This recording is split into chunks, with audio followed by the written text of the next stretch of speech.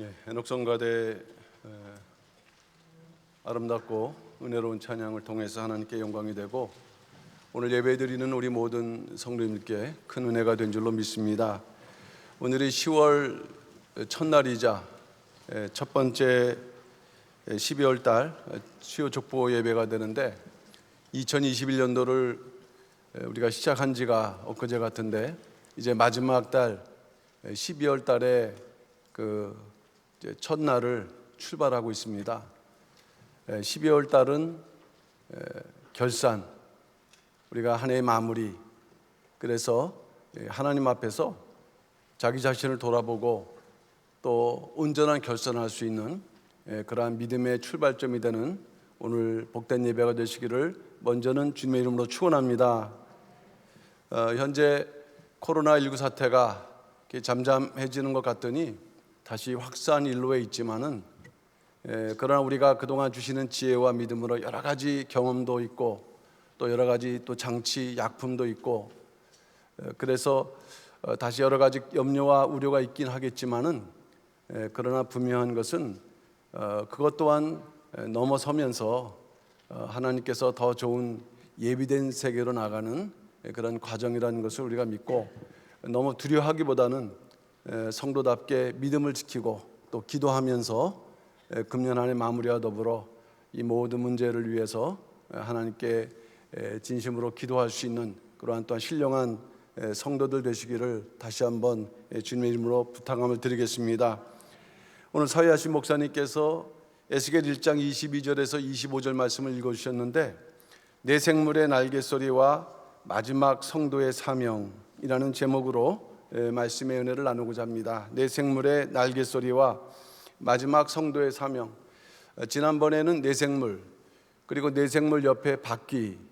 오늘은 내 생물의 날갯소리인데 여러분 들으실 때도 주제가 좀 어렵고 생소할 수 있습니다. 그러나 사실은 구속사 시리즈 그 11권의 그 앞부분에 있는 내용들인데 제 입장에서 볼 때는 이 내용을 정확하게 이해를 해야 구속사 시리즈 11권을 올바로 이해할 수 있고 더 나아가 구속사 전체를 올바로 이해할 수 있겠다 해서 오늘은 그 이제 마지막 주제가 되겠죠. 내 생물의 날갯소리와 마지막 성도의 사명이라는 말씀의 제목으로 잠시 말씀의 은혜를 나누고자 합니다. 늘 말씀드렸는데 에스겔을 선지자로 세워주시기 위해서 먼저는 내 생물을 비롯한 네 가지 환상을 보여주셨다. 이것은 마지막 성도를 새 예루살렘 성에 합당한 자격자로 세워주시기 위한 그러한 구속 경륜과 깊은 연관이 있다는 말씀이 되겠습니다. 그렇다면 오늘 특별히 그 중에서 내 생물에는 날개가 있고 그 날개에 소리가 있다. 과연 이것은 어떤 의미인가 하는 것입니다. 마지막 성도의 사명은 또한 무엇인가 하는 것입니다. 첫 번째 대지로 내 생물의 종말적 의미입니다. 내 생물의 종말적인 의미. 에스겔 선지자에게 나타난 내 생물의 환상과 계시는 에스겔을 선지자로 세우고 더 나아가 최종적으로는 에스겔로 하여금 새 성전의 환상을 보게 하시려는 하나님의 섭리라는 말씀입니다. 그러므로 에스겔이 목격한 새 성전은 바로 새 예루살렘 성의 청사진이고 또한 새 성전의 환상을 목격한 에스겔 선지자는 마지막 때 새 예루살렘 성에 들어가야 하는 마지막 성도를 예표합니다. 그렇기 때문에 에스겔 선지자가 목격한 내 생물의 환상을 우리는 반드시 그 에스겔 상황에서만 볼 것이 아니라 구속사적이고 더 나아가서 종말적으로 이해하고 깨달아야 하는 것입니다. 작은 첫 번째로 내 생물은 종말에도 나타날 하나님의 역사입니다. 내 생물은 종말에도 나타난다. 그럼 우리 눈에도 그러한 모습으로 나타나는가 하는 말씀이 되는데 요한계시록 4장 6절 말씀을 볼 때 보좌 앞에 수정과 같은 유리바다가 있고 보좌 가운데와 보좌 주위에 네 생물이 있는데 앞뒤에 눈이 가득하더라라고 말씀이 기록되어 있습니다. 요한계시록 4장은 하나님의 구원 역사가 완성된 그러한 천상에서 이루어지는 예배를 기록하고 있다. 오늘날 우리가 지상에서 예배를 드리지만은 진정한 예배는 천상의 예배가 되는 것인데 그 천상의 예배를 요한계시록 4장이 기록을 하고 있습니다. 그중 4장 8절과 9절 말씀을 보게 되면은 하나님 앞에 있는 네 생물은 밤낮 쉬지 않고 보좌에 앉아 계신 살아계신 하나님께 영광과 존귀와 감사를 세세토록 돌린다고 기록을 하고 있습니다. 우리가 예배 드리고 이제 귀가하면은 우리가 1시간 조금 넘는 시간 예배를 드릴 뿐인 것이에요. 근데 요한계시록 4장 8절 9절 말씀 보게 되면 이 네 생물은 하나님께 영광과 존귀와 감사 예배를 드리는데 세세토록, 이것이 진정한 예배의 모습이고 그러한 예배를 이 네 생물은 하나님께 드리고 있습니다. 이처럼 네 생물은 하나님을 섬기는 신령한 영물입니다. 영적 존재라는 말씀이죠. 하나님의 가장 가까운 곳에서 섬기는 존재들이다. 근데 우리가 주목해야 될 중요한 부분이 바로 요한계시록 4장 6절 읽어드렸던 그 구절에 있다는 말씀이에요. 그것은 천상의 모습에 나타난 네 생물의 위치에 대한 말씀인데 6절 말씀을 볼 때 사도 요한은 어떻게 환상을 보았습니까? 네 생물이 보좌 가운데와 보좌 주위에 있다라고 말씀을 하고 있어요. 네 생물이 보좌 가운데 그리고 보좌 주위에 있다. 사실 이 말씀을 우리가 이렇게 그냥 넘어가면서 읽을 말씀이 아닙니다. 개인적으로도 오랫동안 이 궁금했던 말씀이죠. 이번 에스겔 11권 구속사 시리즈 11권을 통해서 저는 이 의미를 좀 더 깨닫게 되는 그러한 은혜를 맛봤어요.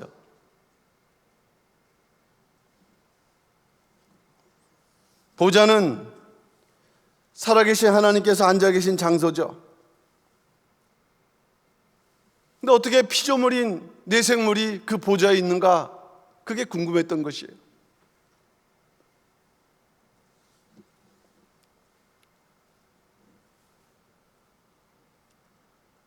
이것은 그들의 자리가 거기다라, 또 그 주위에 앉아 있다, 그것을 말씀하는 것이 아니라 이 네 생물을 통한 하나님의 구속 역사를 보여주는 대단히 중요한 표현이고 중요한 내용이며 말씀이 된다 하는 것입니다.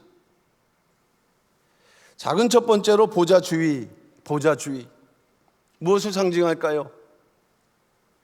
보좌 주위는 바로 십자가에 달리신 구속 성취를 이루신 예수께서 천상에서 보좌 우편에서 우리를 위해서 기도하시는 모습을 예표하고 있는 것이에요. 예수 그리스도 성자의 구속 역사를 예표합니다.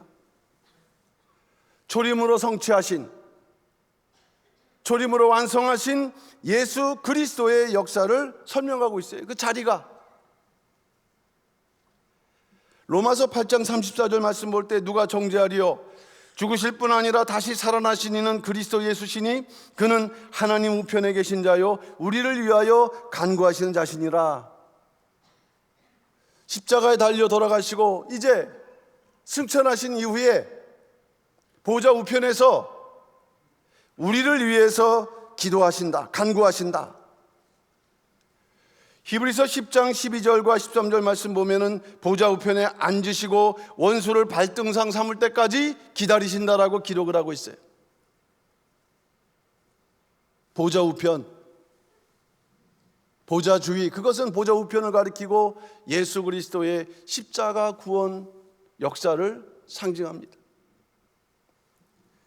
그럼 작은 두 번째로 보좌 가운데는 무엇을 말씀할까요? 보좌 가운데, 보좌는 성부 하나님께서 앉으신 자리죠. 근데 그 하나님께서 마지막 때 보좌에 앉으신 성부 하나님께서 친히 오시고 역사하시는 재림과 심판의 역사를 상징하는 표현이에요. 작은 표현이지만 여기에 보좌 가운데 계신 하나님의 역사를 암시하고 있다. 요한계시록 1장 8절 말씀 보면은 주 하나님이 가라사대 나는 알파와 오메가라 이제도 있고 전에도 있었고 장차 올 자요 전능한 자라 하시더라. 저는 이 구절 또한 개인적으로 참 뭔가가 이렇게 열리는 것 같은, 원로 목사님께서 설교하시면서 요한계시록 1장 8절을 말씀하실 때가 있었어요.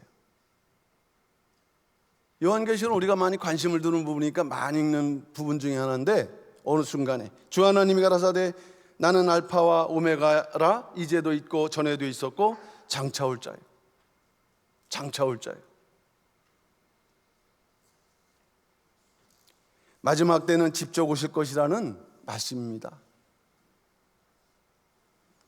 그렇다면 천상에서 내 생물의 자리를 보좌 주위, 즉 주님의 초림과 보좌 가운데, 즉 재림으로 비유하는 이유는 과연 무엇입니까?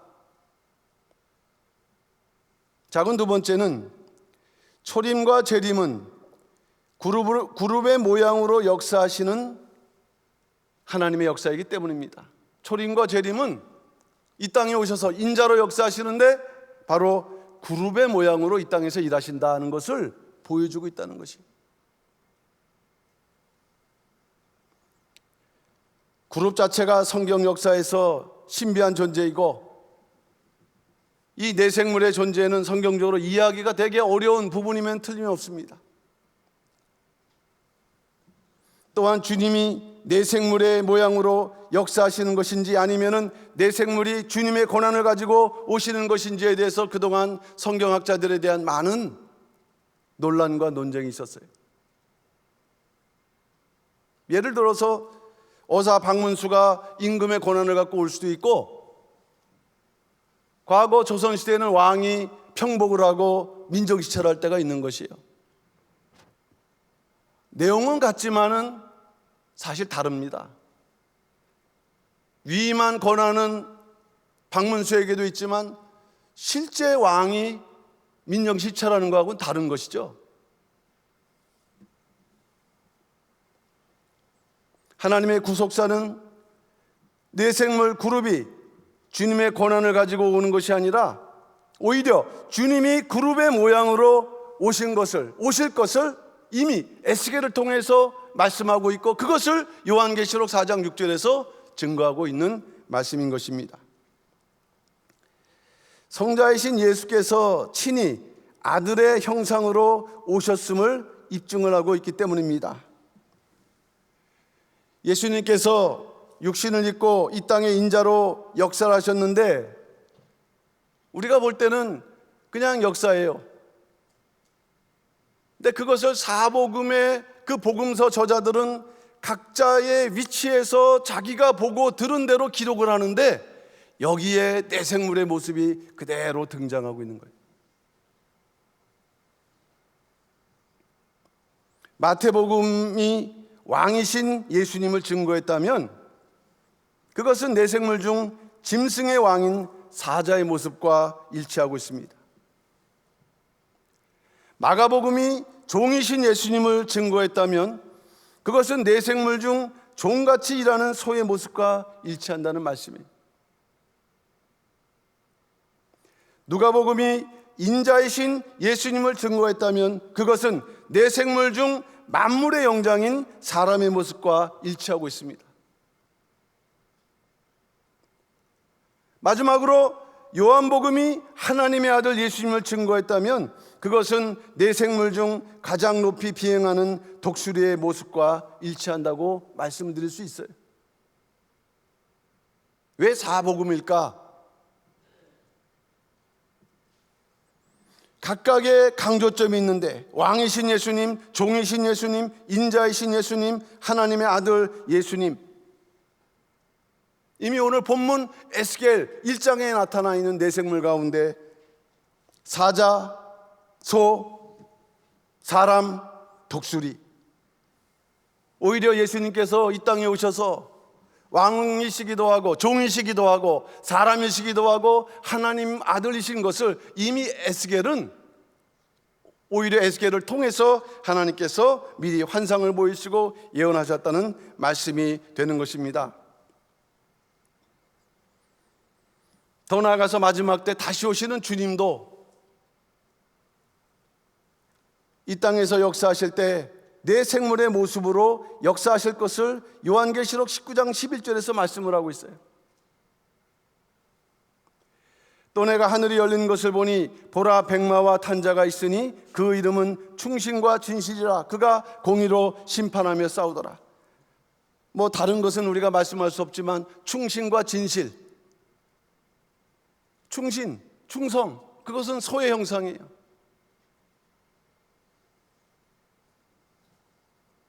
이렇듯 우리가 생각한 것 이상으로 내 생물의 환상과 계시에는 이렇게 깊고 오묘한 하나님의 역사가 담겨 있을 때, 그것이 바로 에스겔을 선지자로 세우는 목적이었고, 또 에스겔이 선지자로 섬으로 또한 마지막 새 성전의 환상을 바라보게 했던 것처럼 오늘 우리에게도 이러한 내 생물에 담겨져 있는 하나님의 구속 경륜을 우리가 하나씩 알아갈 때, 그만큼 초림과 재림을 통해서 나타난 하나님의 구속 경륜이 우리에게 더욱 밝아지고 더욱더 깊어지고 더욱더 넓어진다는 것을 깨달으시는 가운데, 이렇듯 내 생물의 구속 경륜 우리가 깊이 헤아림으로 인해서 오늘날 아직 구속사의 완성이 이루어지지 않으므로 주님께서는 보좌 우편에서 우리를 위해서 기도하고 계세요. 감사합니다, 주님. 우리가 기도할 뿐만 아니라 이제 주님이 평강의 왕으로 오셔서 보좌 주위에 우편에서 보좌 가운데로 이렇게 앉으실 수 있도록 우리가 이 구속사의 완성을 위해서 최선의 노력을 다하시는 오늘날 우리 모든 평강의 성도들 다 되시기를 주님의 이름으로 축원합니다. 그 두 번째로 내 생물의 6날개와 날개소리입니다. 내 생물에는 6날개가 있고 또 6날개가 움직임으로 나타나는 날개소리가 있는데, 6날개와 날개소리는 무엇인가 하는 것입니다. 작은 첫 번째로 내 생물에는 각각 6날개가 있다고 말씀을 하고 있어요.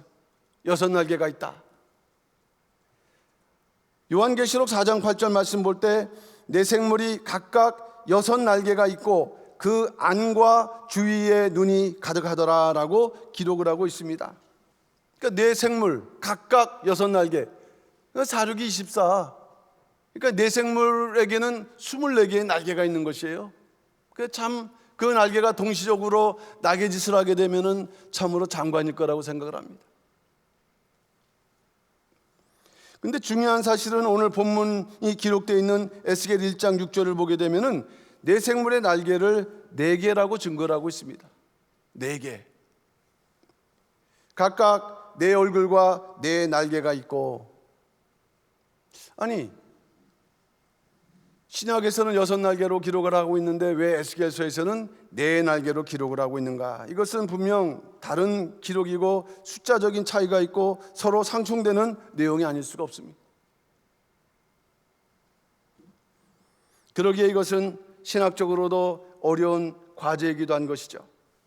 그러나 내생물의 존재를 이해하기 위해서, 이 내생물이 우리에게 교훈하는 그 본질이 무엇인가를 이해하기 위해서는 우리가 먼저 이 날개의 의미를 정확하게 이해를 하셔야 되는 것이에요.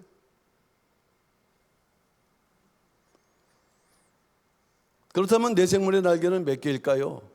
에스겔이 맞을까요? 요한계시록이 맞을까요? 결론부터 말씀드리면 내생물의 날개는 6개입니다. 각각 6개. 그렇다고 에스겔 선지자의 기록이 틀린 것은 아니에요.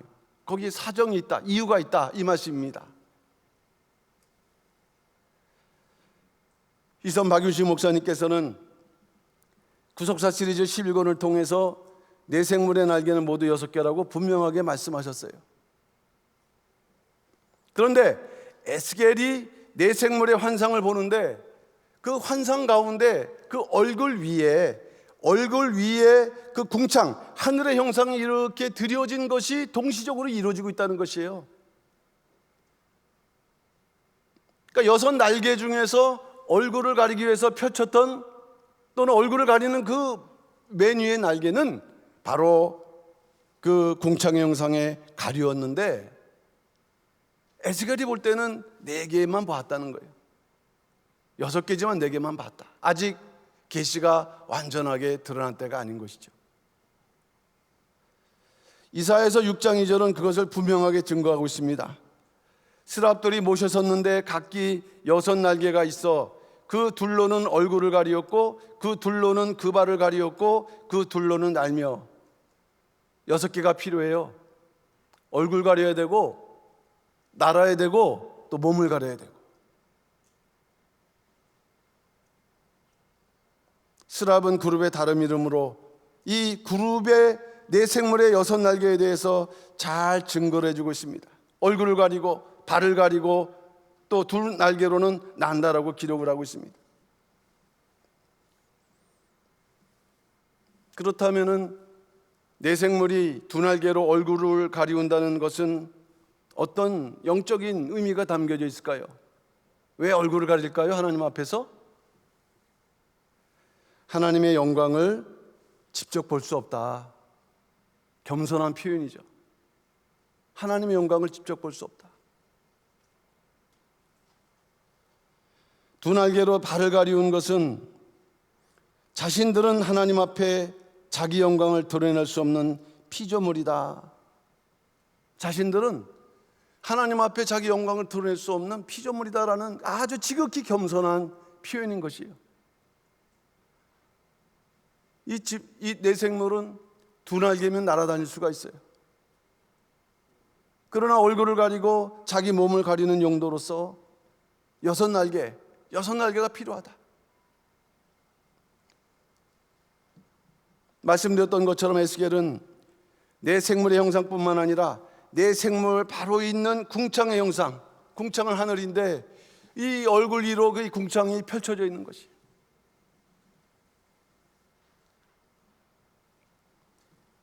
그러기에 에스겔은 그가 본 그대로 2 날개가 가려진 모습을 보므로 4 날개가 있다는 것을 증거했지만 실제로는 6 날개다. 이런 내용이 되겠습니다. 왜 우리는 4 날개 또는 6 날개, 내 생물의 날개에 대해서 우리는 살펴봐야 합니까? 이것은 우리에게 하나님의 영광에 대한 성도의 자세를 교훈하는 대단히 중요한 의미를 지닌다.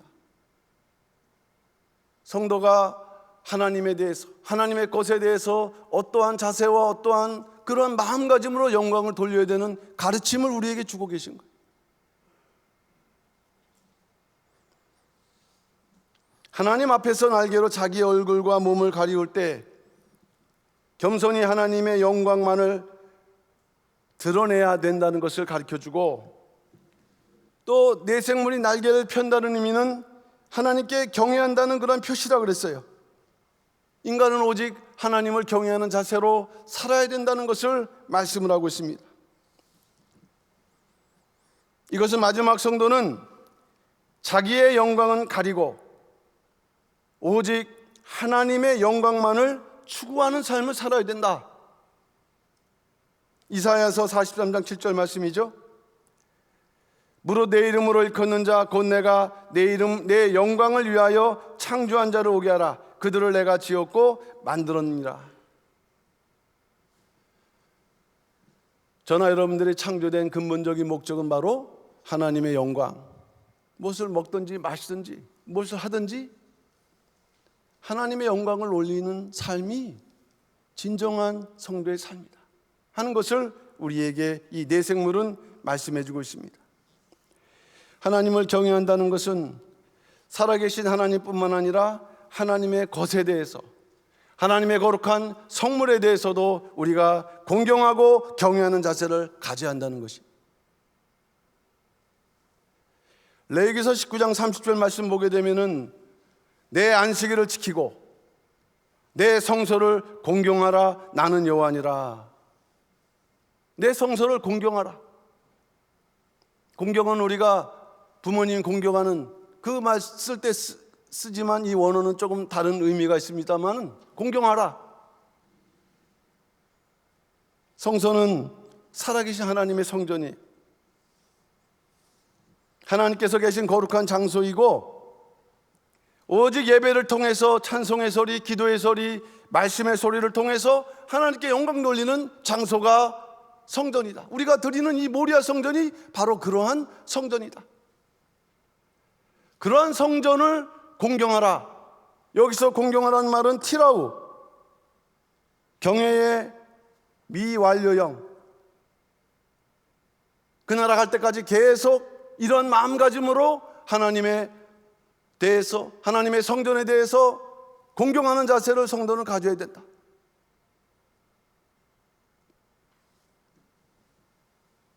그렇기 때문에 우리는 성전에서 말을 조심해야 돼요. 행동을 조심해야 돼요. 절대로 하나님의 성전에서 상대방을 비난하는 소리, 욕설, 서로 싸우는 소리가 울려난다면 그것은 성소를 공경하지 않는 일이죠. 더 나아가 하나님을 모욕하는 범죄 행위가 되는데 모두가 범죄하는 행위에 참여하게 되는 거예요. 지켜야 돼요. 그렇지 못하도록. 우리가 이 모리아 성전을 지켜야지 누가 지킵니까?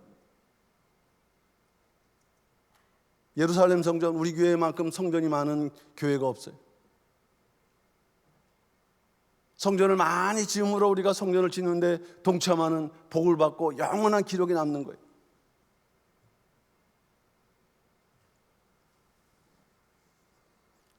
성전의 거룩함을 지켜야 된다. 그게 바로 하나님의 거룩함을 지켜야 된다.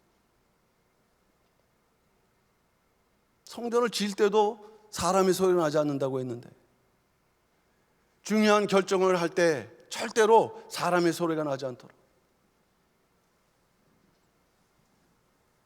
이게 바로 교회의 거룩함을 지키는 성도의 본분이 되겠습니다.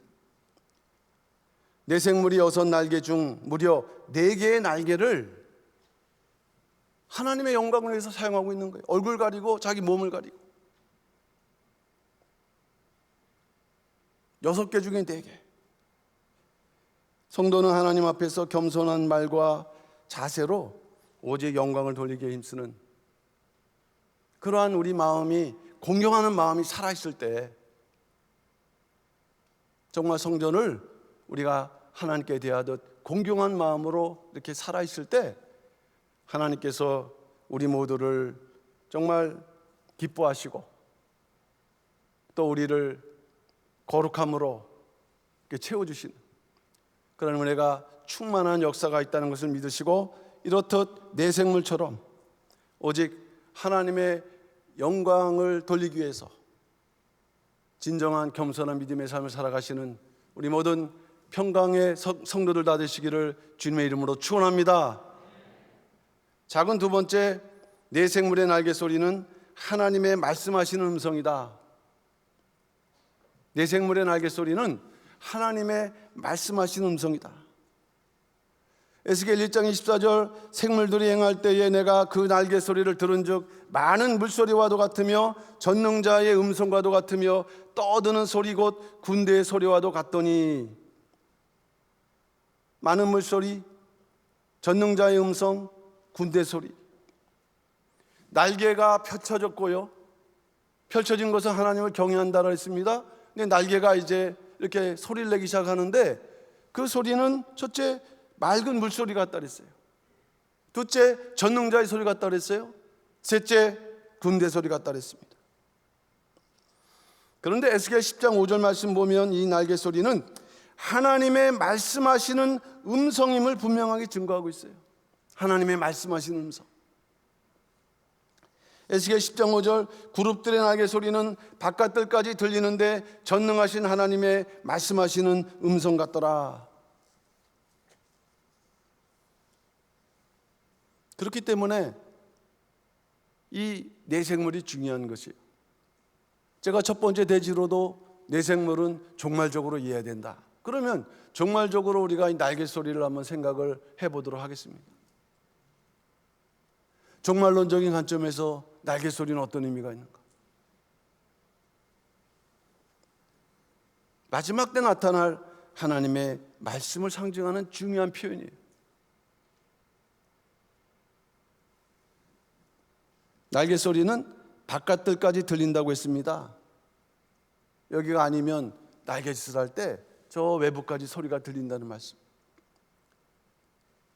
유대인들은 안과 밖을 대단히 중요하게 생각하죠. 성전 안, 구원, 바깥, 이방. 이 소리는 바깥들까지 들려야 된다. 열방 세상 끝까지 전파되어야 되는데 왜 날개로 비유를 하셨을까? 새가 날개치면 높은 곳까지 올라가지 않습니까? 가고 싶은 데 다 갈 수 있어요. 날아갈 수만 있다면. 마치 날개가 하늘을 날아서 가지 못할 데가 없는 것처럼 세상 끝까지 하나님의 말씀이 전파되어야 된다.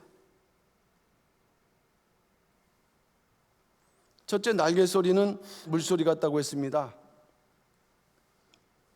물은 하나님의 말씀이죠. 순수하고 깨끗한 물, 하나님의 말씀을 상징해요. 소리, 물이 흘러가는 말씀이 전파되는 소리입니다.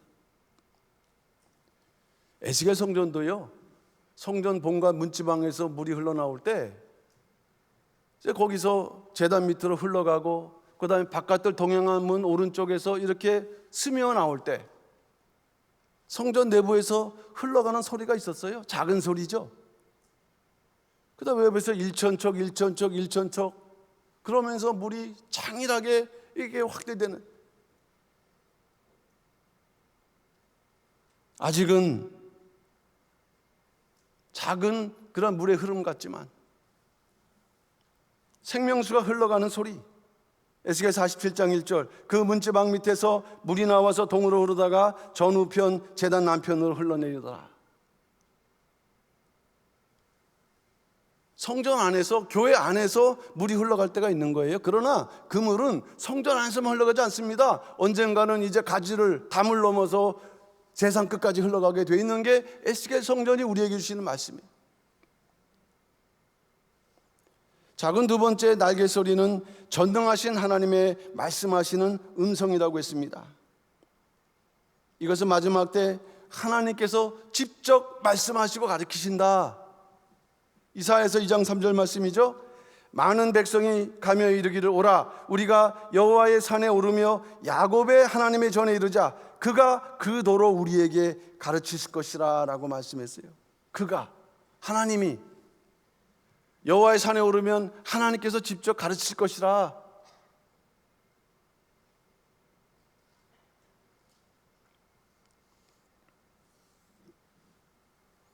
세 번째 날개 소리는 군대의 소리와도 같다고 했습니다. 군대 소리.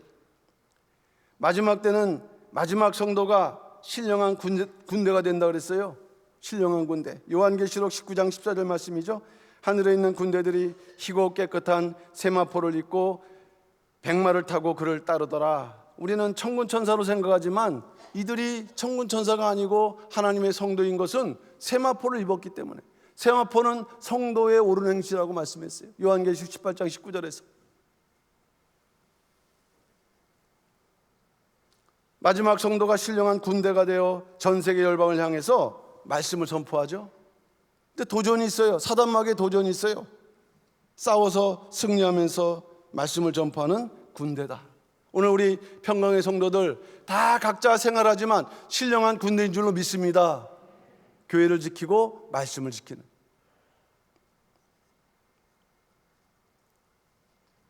말씀드렸던 대로 이 내생물의 날개는 모두 24개라고 했어요. 24개. 신구약을 포함하는 구속 완성의 상징주라 있습니다. 구속사 시리즈 보게 되면은 24보좌와 하나님의 보좌, 그래서 기본수 25를 형성한다 그랬습니다. 그러니까 24라는 것은 절대 우연한 숫자가 아니에요. 구속 완성의, 신약과 구약의 모든 그 구속 완성의 수, 하나님의 말씀의 역사로 모든 구원의 완성이 이루어짐을 이 숫자적으로 우리에게 말씀하는 것이죠. 그러나 날개는 모두 동일하고 어느 날개 하나가 커서 그 날개 하나 소리로 이 말씀이 전파되는 게 아니에요. 모든 날개가 군대처럼 일사불란하게 훈련되고 협력되어서 전파된다는 말씀. 이러한 원리를 사도행전 2장 42절에서는 이렇게 말씀을 하고 있습니다. 사도의 가르침을 받아 서로 교제하며 떡을 떼며 기도하기를 전혀 힘쓰니라. 여기 중요한 부분이 있는데, 사도, 복수입니다. 복수. 사도들, 엄밀하게 말하면 가르침, 이것은 단수예요. 모든 사도 교사들이 다 다양하게 말씀을 전하되, 그러나 가르침은 동일하게 통일된 것이 바로 초대교회의 그 신앙의 모습이었어요. 오늘날도 우리 각자가 날개가 되어야 되고 동일하고 일사불란하게 오직 이 말씀을 전할 수 있도록, 그러나 가르침은 이 사람 저 사람 따로가 아니라 하나를 가르칠 수 있는 이런 역사가 마지막 때 나타나야 된다. 그것이 날개 소리로 우리에게 예언되어 있는 말씀이 되겠습니다. 저나 여러분이 바로 또한 날개가 된다는 것을 믿으시길 바랍니다. 힘을 다해야 돼요. 구속사 말씀은 우리 평강제일교회만을 통해서 이루어지는 말씀의 역사가 아닙니다. 평강제일교회 말씀의 교회, 지교회 있지 않습니까? 국내의 교회. 협력과 일치 속에서 마치 군대처럼 일사불란하게 군대 소리라고 했던 것을 통해서 그렇게 해야 된다, 그렇게 해야만 이루어진다. 그러할 때 열방으로 전파되며 열방이 춤추며 달려오는 역사가 성취될 것을 오늘 이 내생물의 날개수를 통해서 우리에게 말씀하고 있다면, 겉으로 볼 때는 우리가 예배 드리는 거죠. 그러나 이 평강예배를 통해서 신령한 날개가 펼쳐져 있고 날개가 움직이는 소리가 전 세계 열방으로 이렇게 전달되고 있는 현장, 지금 시간이라는 것을 믿으시길 바랍니다. 결론적으로 말씀드립니다. 마지막 성도의 사명. 간단하게 말씀드리는 것은 마지막 성도의 사명. 작은 첫 번째로 하나님의 말씀을 먹는 일에 힘써야 된다. 이러한 날개소리가 전 세계 열방에 펼쳐지기 위해서 첫째로 하나님의 말씀을 어떤 일이요? 먹는 일에. 우리가 먹는 일은 좋아하잖아요. 얼마나 친근한 얘기입니까? 먹는 일에 힘써야 된다. 근데 힘쓰지 않아요. 에스겔 3장 1절, 그가 또 내게 이르시되 인자야 너는 받는 것을 먹으라. 너는 이 두루마기를 먹고 가서 하나님의 말씀을 먹어야 된다는 얘기예요. 에스겔 3장 2절, 내가 입을 벌리니 그가 그 두루마기를 내게 먹이시며. 입을 벌려야 된다. 마치 어린 새가 어미가 주는 양식을 하나라도 먹기 위해서 발버둥치는 사모하는 심령을 우리 가져야 된다. 시편 42편 1절, 하나님이여 사슴이 시냇물을 찾기에 갈급한 같이 내 영혼이 주를 찾기에 갈급하나이다. 이제 시간이 되니까 우리가 다 선생님이 돼갖고 말씀을 들으면은 그냥 척하면 천리라고 이 사모한 그런 심정을 다 잃어버렸어요. 딴 얘기한 제 얘기입니다, 제 얘기. 그래서 저는 늘 잊지 않기 위해서 노트를 하려고 노력을 해요. 그 말씀이 은혜가 되든 안 되든 입을 벌리질 않아요. 벌리지 않아도 다 앞에서 이렇게 드십시오라고 다 이렇게 갖다 드리는 세상이 된 거예요. 선택해서 우리가 들을 수 있는. 그러나 풍요 속의 빈곤인 것처럼